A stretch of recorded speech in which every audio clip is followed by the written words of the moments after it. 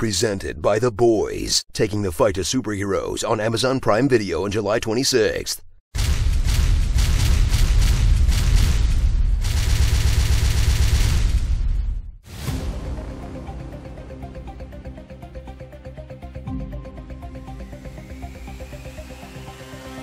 In a world where a bankrupt comic book company sold the film rights to its best characters for peanuts because they thought movies would be a good way to sell more comics, a young executive will do what he can with the rejects that no one wanted and do so well they get bought out by Disney before it was cool. The Marvel Cinematic Universe, except for Endgame. Welcome to the MCU, a TV series made of movies about comic books, where magic is actually science. Your ancestors called it magic, and you call it science. But not by magic, by technology. Magic. Science. But science is basically magic. Boy Scouts of Boy America. Scouts of America? Yes, it is a worthwhile organization. I didn't physically check the crates. And meet your typical MCU protagonist, a loner with no pets, no biological siblings, and whose only friends are their co-workers. Aww, whose personality can range from lighthearted quipster. I'm sorry, Earth is closed today. To stern, duty-bound military type. You get hurt, hurt him back. You get killed, walk it off. And on a long enough timeline, everyone becomes a quipster. Bitch, please, you've been to space. Follow along on their heroes' journeys, where after a motivating Uncle Ben situation, they'll get a transformational hairstyle, cut some carbs, and find the strength to boldly say their superhero name out loud. I'm Captain America. I am Iron Man. I'm Thor, son of Odin. I'm Ant-Man. I'm Groot. Nick Fury. I'm Peter, by the way. Doctor Strange. Oh, you're using your made-up names. I'm Spider-Man, then. Star-Lord. Who? But people say a hero is only as good as their villain. And thank God that's not true, or the MCU would be hot garbage. Thrill as they spare 10 minutes to establish a bad guy who's just like the hero, but evil. Or a faceless horde. Can't feel bad if it doesn't have a face. Or actually a pretty awesome character and they're dead. But everyone knows the real villain of the MCU is dads. He was cold, he was calculating. He never told me he loved me, he never even told me he liked me. You favored Thor all these years. You were wrong to turn your backs on the rest of the world. Everything I hate about myself, he told me. Well, of course I have issues. That's my freaking father. I will hunt my father like a dog and I will tear him apart slowly, piece by piece, until he knows some semblance of the profound and unceasing pain I know every single day. Yeah. Tremble before the girth of a meticulously planned story told across 23 separate movies, all about Thanos killing half the universe. Well, first he has to get an Infinity Gauntlet. No, not that gauntlet. I'll do it myself.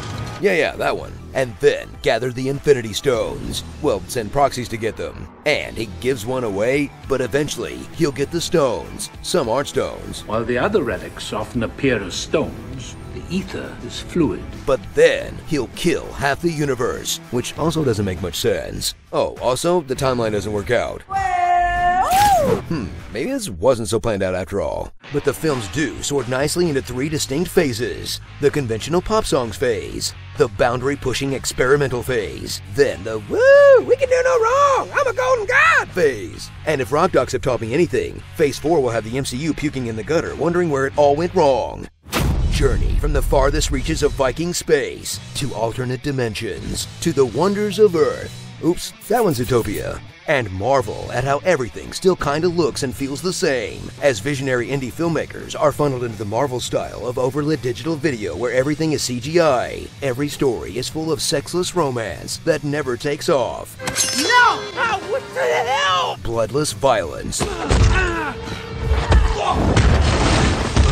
that never leaves more than a couple of forehead scrapes. All that for a drop of blood. Lifeless soundtracks with more dad rock than you can shake a pair of middle-aged screenwriters at. Feels so good. Chuck Mangione, 1977. Marvin Gaye, 1972 Trouble Man soundtrack. Hooked on a feeling, loose weed, 1973, that song belongs to me! Or toothless comedy that's just saying pop culture things. So this orb has a real shiny blue suitcase, Ark of the Covenant, Maltese Falcon sort of vibe. I loved you in A Christmas Story. Shooting Knight Rider or touring with his band in Germany. No hard feelings, Point Break. You got a mean swing. We'll build my new Lego Death Star. What? Try me, Beyonce. That man is playing Gallagher. You ever see this really old movie, Aliens? We're getting no help from Flash Gordon. I'm Mary Poppins, y'all! Shall we play a game? I can footloose the movie. Exactly like Footloose. Squidward, Grimace, Legolas. Personal flying monkeys. I understood that reference. Blue Lagoon. Gandalf, and Harry Potter. Oops, that's Pixels.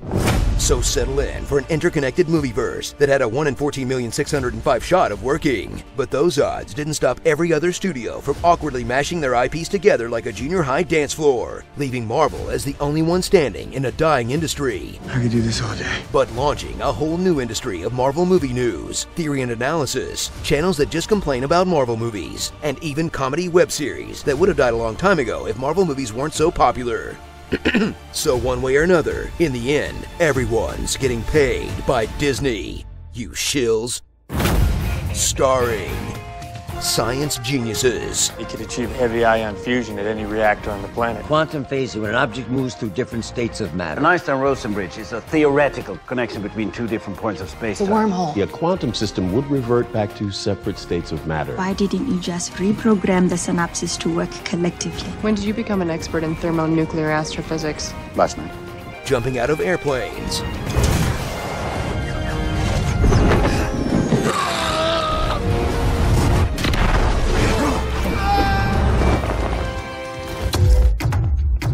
People of color. Leg scissors.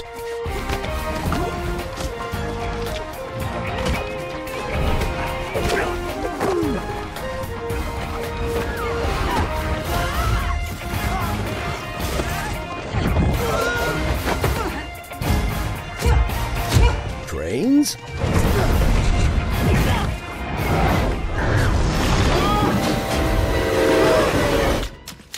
Audis. Unless you're Ant-Man, then you get a Hyundai and you like it. Dual wielding.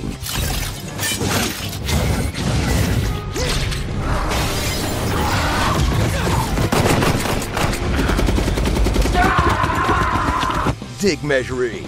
You have a big gun, you are not the big gun. Tony, don't be jealous. No, it's not like raging fire. So I like smoldering fire. My record, 21 feet. Not bad. You?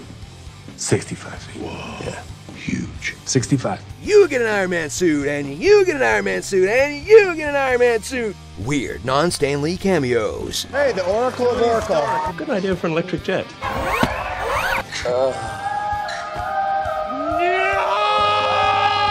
Multi-hit combos!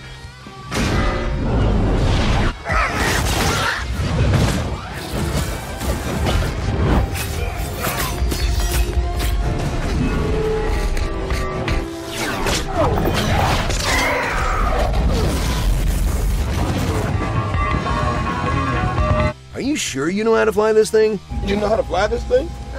We'll see. I thought you said he knew how to fly this thing. I said, how hard could it be? Here, take the wheel. No, I don't know how to fly one of these. You're a scientist. Use one of your PhDs. And never forget that for all of Guardians 1, they're sitting in Star-Lord's jizz. If I had a black light, the place would look like a Jackson Pollock painting. Ugh, gross, dude. The never-ending story. Oh man, we forgot to say anything about the ABC shows, Netflix series, one-shots, and spin-offs. So did Kevin Feige. This episode was brought to you by The Boys, a new series on Amazon Prime Video, premiering on July 26th. It's the first episode of our new series, Fandom Uncovered, all about Twilight fans. Yes, do we have the healthiest history with Twilight? Not so much. But should you check out the official launch of our new series? Heck yes you should.